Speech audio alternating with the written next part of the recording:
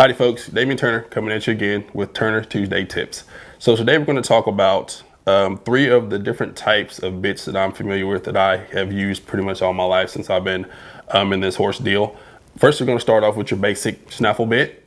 Okay, your next one is your leverage bit or port bit, as you call it. And finally, you have your Hackamores.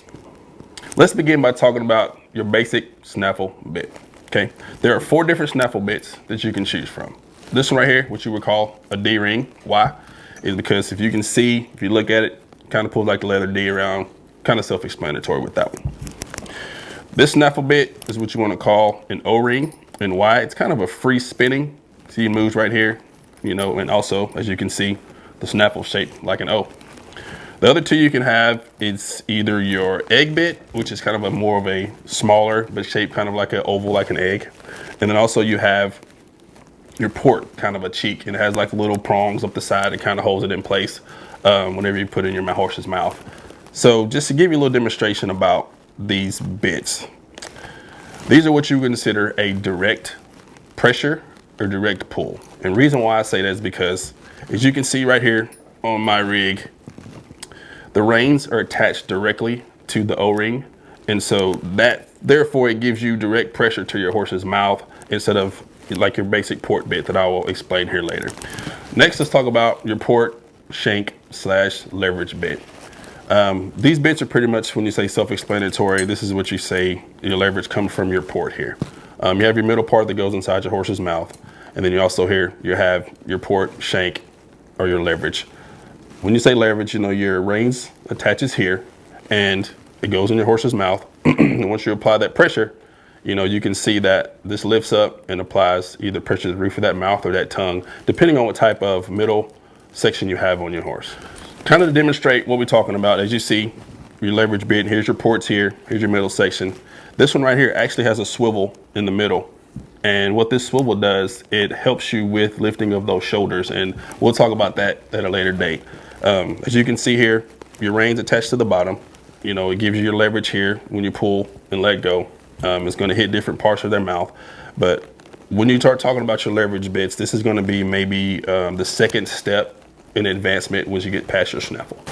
So the next category we're going to talk about is your Hackamore category. Hackamore is also a part of the direct pull, direct pressure family, along with your snaffle bit.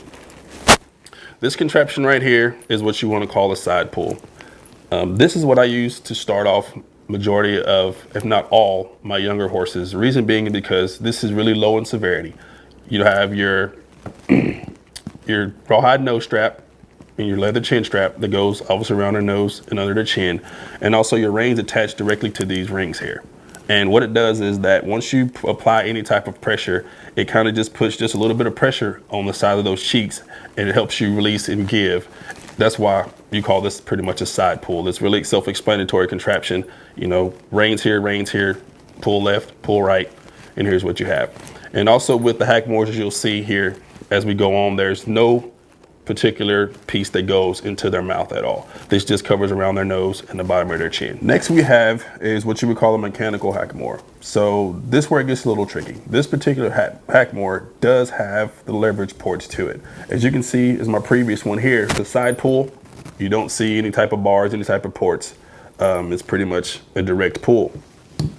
But when you get to this Hackamore here, this is a mechanical Hackamore with a little bit of leverage. And the reason is because with this one here, you want to apply pressure to the nose and keep that head down. The severity of this one is really, really low. You use this one on horses that have been ridden for a while, have a little bit of control already. As you can see, I don't have a curb chain, but your curb chain will go here. And once you apply a little pressure, you can see that the curb chain will tighten up. You put a little pressure on that chin and kind of press that nose down.